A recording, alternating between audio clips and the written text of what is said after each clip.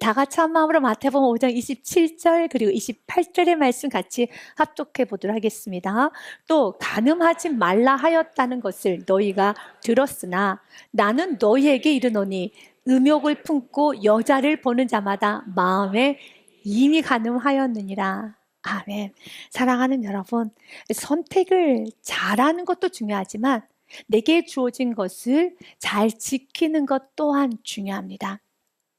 잘 지키기 위해서는 내가 지키고 있는 것이 얼마나 소중하고 가치로운가를 알아야 되겠습니다. 여러분, 비가 오면 내가 들고 있는 가방이 진짜 명품인가 아니면 가품, 짝퉁인가를 알 수 있다고 합니다.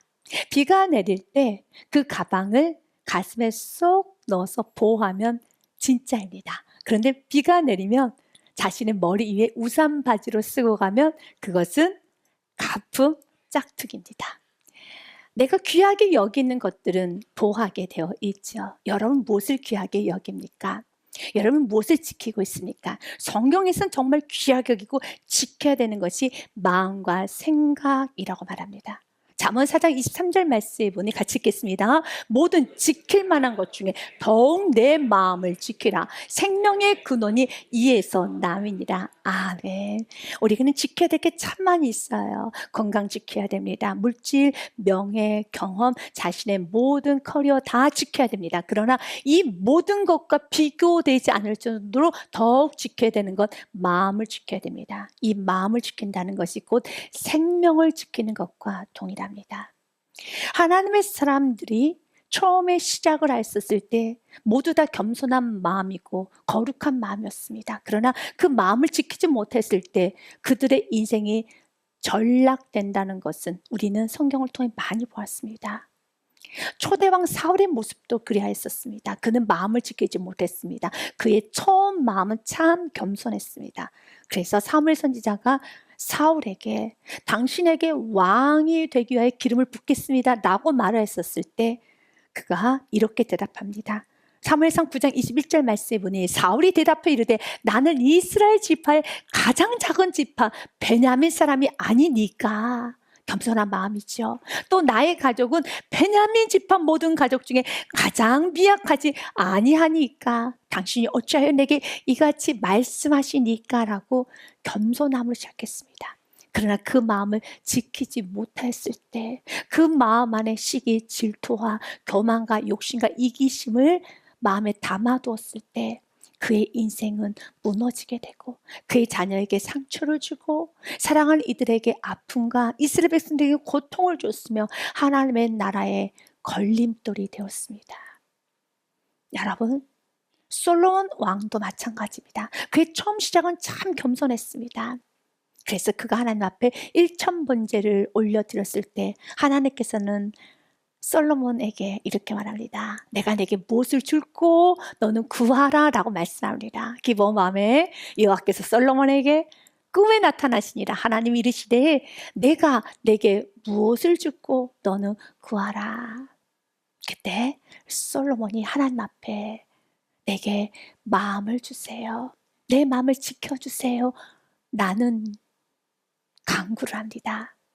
그의 고백이 이런 고백을 합니다. 나의 하나님 여호와여 주께서 종으로 종의 아버지 다윗을 대신하여 왕이 되게 하셨사오니 족은 작은 아이라 겸손함이죠. 출입할 줄을 알지도 못하고 주께서 택하신 백성 가운데 있나이다. 그들은 큰 백성이라 수요가 많아서 셀 수도 없고 기록할 수도 없사오니.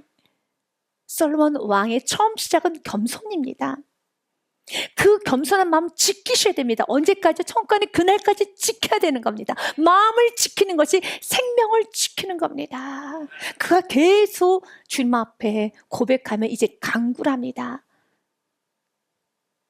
9절 말씀에 보니 같이 읽어볼까요? 누가 주의 이 많은 백성을 재판할 수 있사오리까?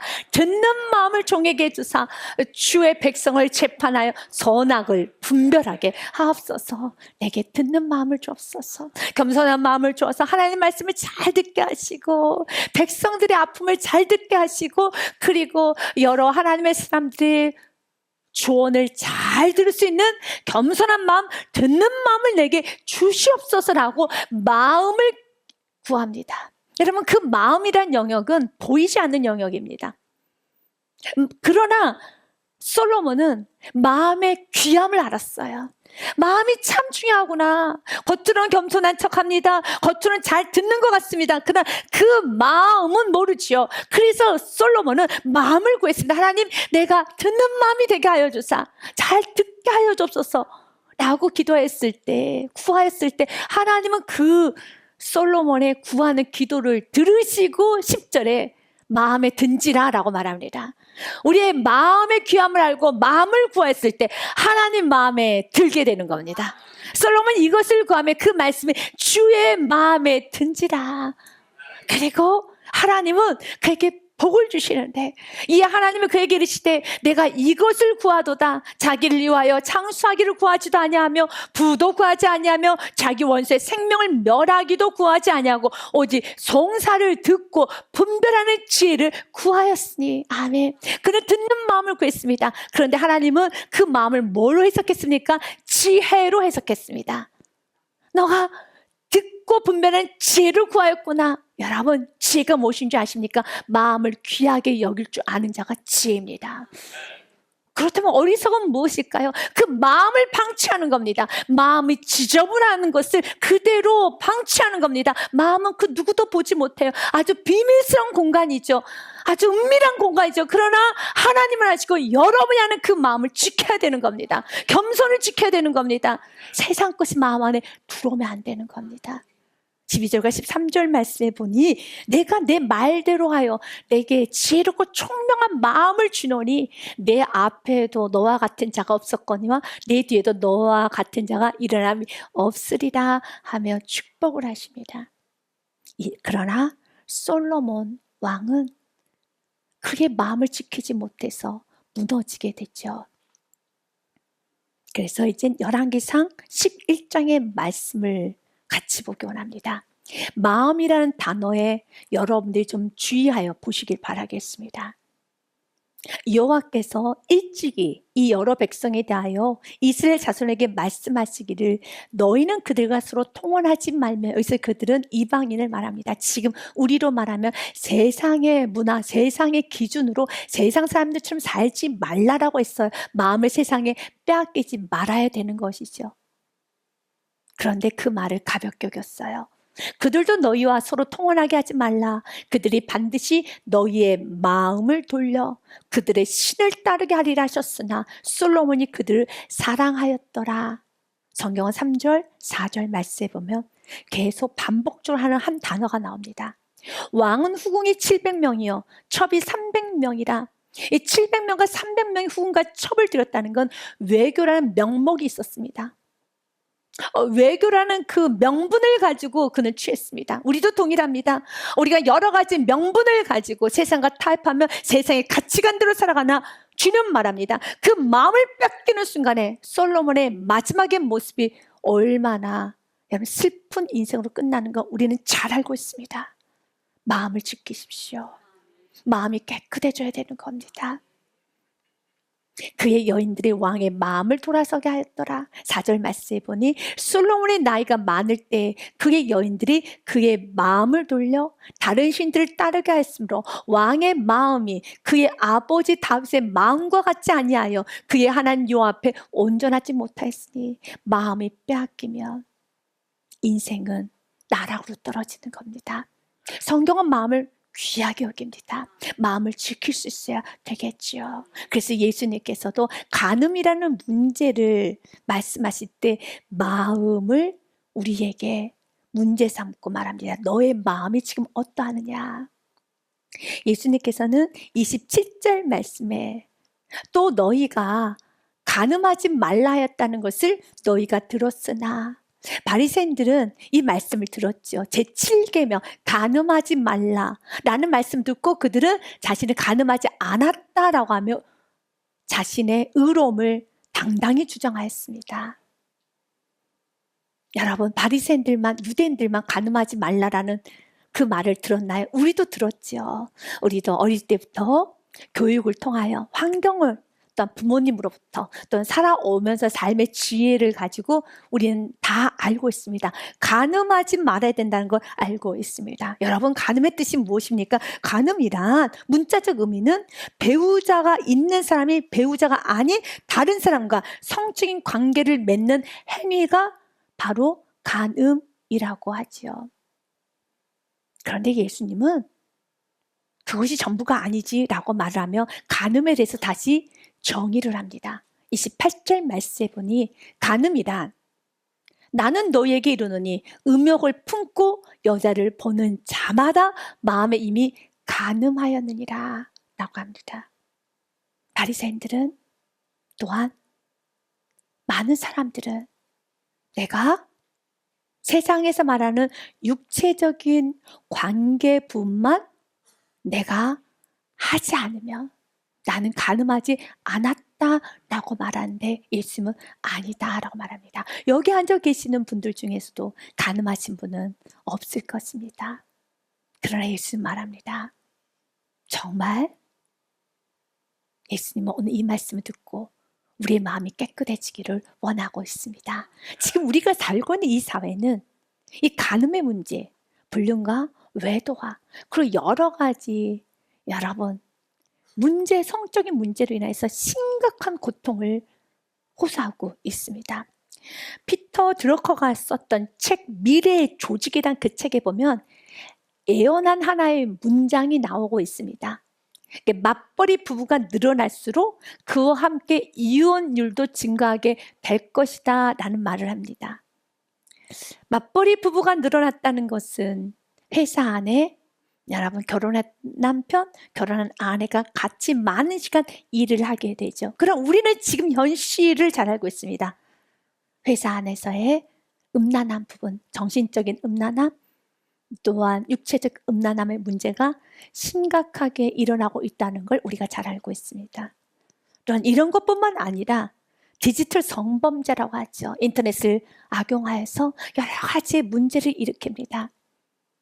여러분, 좋지 못한 동영상을 만들고 불법 촬영을 하고 그것을 유포하고 여러 가지 심각한 문제가 있습니다. 주님은 우리들에게 말합니다.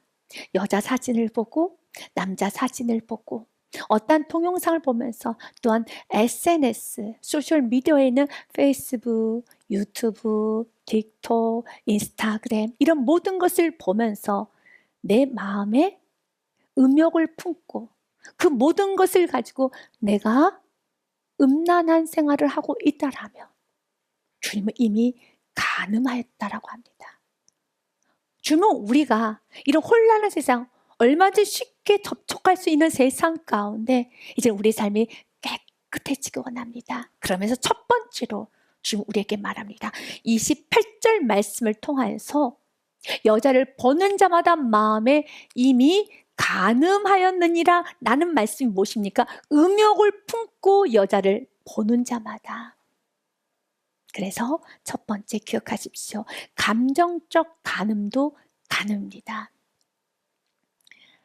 하나님께서는 부부의 연을 맺으실 때 부부가 한 몸이 이루기를 명령하셨습니다. 창세기 2장 말씀에 보면 부부는 한 몸을 이루어야 합니다. 같이 읽어봅니다. 이러므로 남자가 부모를 떠나 그의 아내와 합하여 둘이 한 몸을 이룰지로다. 아멘. 한 몸을 이룬다는 것은 우리가 잘 아는 육체적으로도 한 몸을 이루어야 되는 겁니다. 그 육체를 나눠서 사용하면 안 되는 것이죠. 그 부분에 있어서는 성경은 굉장히 단호하게 말을 합니다. 그래서 레위기서와 히브리서 13장의 말씀을 통하여 우리 한번 보기 원합니다. 레위기서 20장 10절 말씀에 보면 누구든지, 여기서 누구든지라는 건 예외가 없다라는 겁니다. 남의 아내와 간음하는 자, 곧 그의 이웃의 아내와 간음하는 자는 그 간부와 음부를 반드시 죽일지니라 라고 되어 있어요. 또한 히브리서 말씀 13장 4절 말씀에도요. 모든 사람은 결혼을 귀히 여기고 침수를 더럽히지 않게 하라. 음행하는 자들과 간음하는 자들을 하나님이 심판하시리라 라고 말합니다. 이 간음 부분에 있어서는 어떤 이유를 성경에서는 용납하지 않습니다. 죄로 정죄를 하고 그 죄에 대한 대가, 심판, 벌을 받게 될 것이고 죽임을 당하게 될 것이다. 나는 강력한 말씀을 하고 있습니다. 그만큼 간음이란 그 죄는 나 하나의 영혼과 육신의 파괴로 끝나는 것이 아니라 가정의 공동체를 깨게 되며 우리의 다음 세대에게 아픔과 상처를 주기 때문에 이 간음의 문제를 하나님은 아주 심각하게 다루십니다. 그러면서 가장 기본 부분은 한 몸을 이루어야 됩니다. 라는 말을 창세기 2장에 하였지요. 그런데 이 한 몸은 육체적인 한 몸과 함께 정신적으로도 한 몸을 이루어야 되는 겁니다. 남자가 부모를 떠나라고 되어 있어요. 부모는 자녀에게 있어서 부모는 정신적인 지주 역할을 합니다. 정신적인 멘토죠. 이제는 결혼하였더라면 부모가 너의 정신적인 지주 멘토였다면 그 부모로부터 떠나서 남편과 정신적으로 감정적으로 연합이 되기를 원하십니다. 그래서 소울메이트라고 하는 영혼의 짝이라고 하는 그 개념도 간음에 속합니다. 내가 부부의 관계와 부부의 연을 맺었음에도 불구하고 나의 남편, 나의 아내가 아닌 다른 남자와 다른 여자와 육체적인 관계가 아닌 여러분 감정적, 정서적 의존을 하고 나누고 쉼을 얻고 재미나게 여러 가지 이야기를 하고 있다라면 주님은 이 부분에 있어서 심각하게 말합니다. 감정적인 간음도 간음이라는 것이죠. 주님은 우리의 감정과 정서가 나의 부부와 남편과 아내와 연합이 되기를 원합니다. 그럴 때 이렇게 말을 하는 경우가 굉장히 많습니다. 나는 나의 남편과 나의 아내하고 대화가 안 돼요. 대화가 안 돼요 라고 말을 합니다. 그러면서 아내가 당신은 회사 안에서 여자 직원하고는 참 재밌게 이야기하더라. 남자 직원하고는 참 재밌게 이야기하고 당신이 유튜브 보고 있는 그 얼굴을 보면 그냥 그렇게 얼굴 표정이 좋아.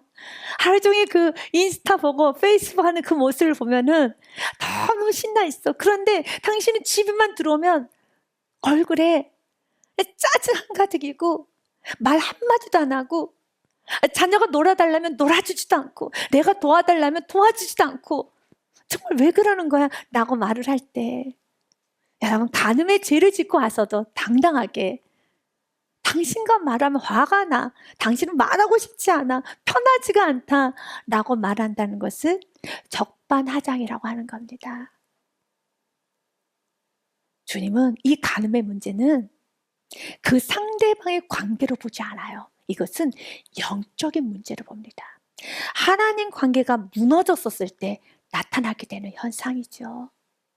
하나님 관계가 바르게 되면은 우리는 모든 관계가 다 회복이 되는 겁니다. 결론으로는 우리가 마음에 음란함이 있다라는 것, 정욕이 있다라는 것은 예수로 내 안에 채워지지 않은 부분이 있다는 것이겠죠.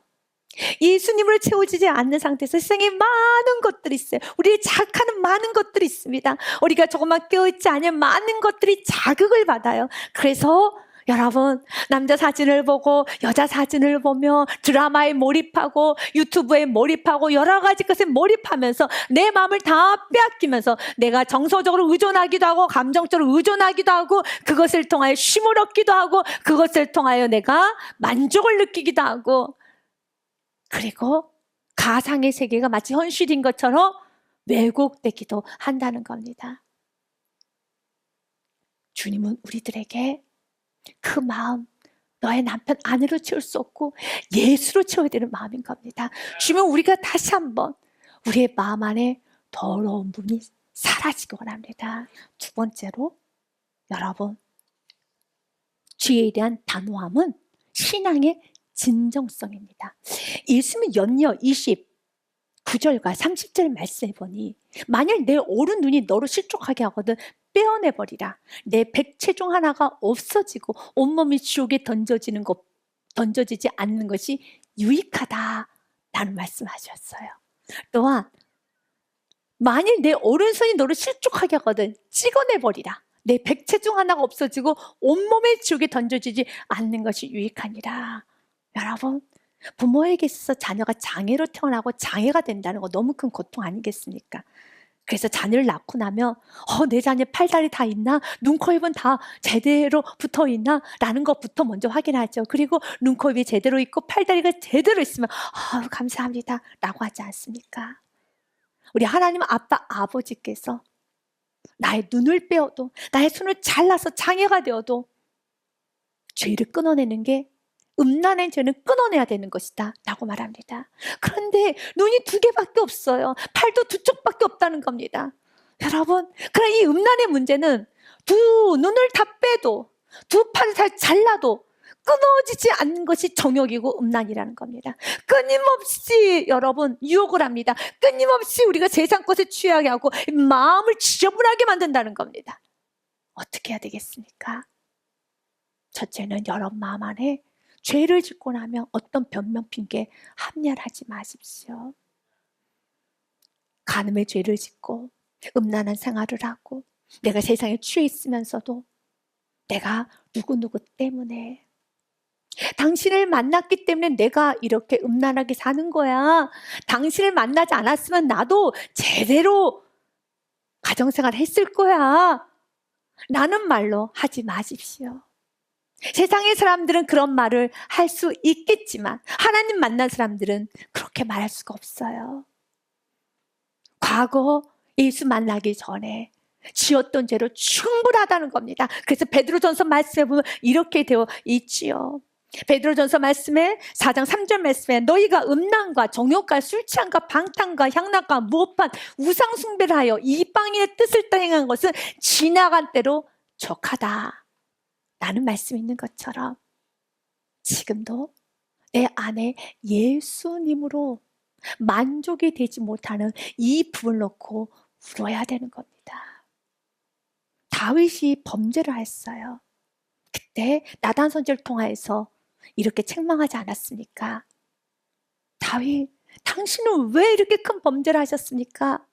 나단이 다윗에게 이르되 당신이 그 사람이라 이스라엘 하나님 여호와께서 이와 같이 이르시기를 내가 너를 이스라엘의 왕의 기름을 붓게 하여 너를 사울의 손에서 구원하고 그리고 내 주인의 집을 내게 주고 내 주인의 아내들을 내 품에 두고 이스라엘과 유다 족속을 내게 맡겼느니라. 만일 그것이 부족하였을 것 같으면 이 부분에 있어서 여러분 집중해 보십시오. 만일 그것이 부족하였을 것 같으면 내가 내게 이것저것을 더 주었으리라. 내 마음에 부족함이 있고 내가 좀 외롭고 힘들면 하나님께 나아가 기도를 해서 이것저것 하나님께 나아가 써야 되는 건데 이건 신앙의 문제라는 겁니다. 다윗아, 너는 지금 이 문제는 신앙의 문제야. 부족하고 외로움이 찾아오면은 주님께 공고를 받았고 주님을 만난 자는 주님께 나가 이것저것 더 구했으면 내가 주었을 텐데 왜 그런 나쁜 행동을 하였느냐라는 것입니다. 이미 그는 하나님과의 관계가 틀어졌어요. 멀어졌다는 겁니다. 예수를 만난 사람은 시편 23편 1절의 고백이 항상 우리의 마음에 충만하게 있어야 됩니다. 같이 고백합니다. 시작. 여호와는 나의 목자시니 내게 부족함이 없으리로다. 아멘. 부족함이 없어야 되는 겁니다. 바로 그 마음이 되도록 지켜야 되는 것이고 그 마음을 주신 하나님께 감사하며 더 지켜가야 되는 것입니다. 사랑하는 여러분, 하나님을 사랑하셔야 됩니다. 그래서 세 번째, 예수를 충만한 마음이 되어야 해요. 우리의 마음이 예수로 충만해져야 됩니다. 예수를 충만한다는 게 무엇입니까? 예수는 곧 말씀입니다. 예수는 감사입니다. 예수는 평강입니다. 예수는 기쁨입니다. 예수는 충성이십니다. 바로 내 마음에 감사, 기쁨과 평강과 충성으로 충만해야 된다는 것입니다. 예수님은 누구십니까? 요한복음 14장의 말씀에 보니 예수께서 이르시되 내가 곧 길, 진리요 생명이라고 하셨습니다. 또한 예배소서 2장 14절 말씀에 그는 예수는 우리의 화평이신지라 하셨습니다. 마태복음 11장 29절 말씀에 보면 나는 예수님은 마음이 온유하고 겸손하다 하셨습니다. 요한계시록 말씀에 보니 이렇게 되어 있습니다. 라오데 교회 사직에 편지하라. 아멘이십니다. 충성이십니다. 참된 지인이십니다. 우리 안에 예수로 충만하다는 것은 온유로 충만하고 겸손으로 충만한 것이고, 감사로 충만하면 아멘으로 충만하고, 충성으로 충만하고, 평강으로 충만하다는 겁니다. 이런 모든 걸 지켜가야 되는 겁니다. 내 마음의 감사가 빼앗길 때, 내 마음의 충성이 빼앗기고, 내 마음의 아멘이 빼앗기면서 내 마음 안에 모든 온유와 겸손이 빼앗길 때, 그리고 내 마음의 시기, 질투와 욕심과 이기심이 들어오기 시작할 때 그걸 방치하는 것이 아니라 마음을 깨끗하게, 정결하게 마음을 지켜야 되는 겁니다. 마음을 지키는 것이 생명을 지키는 것입니다.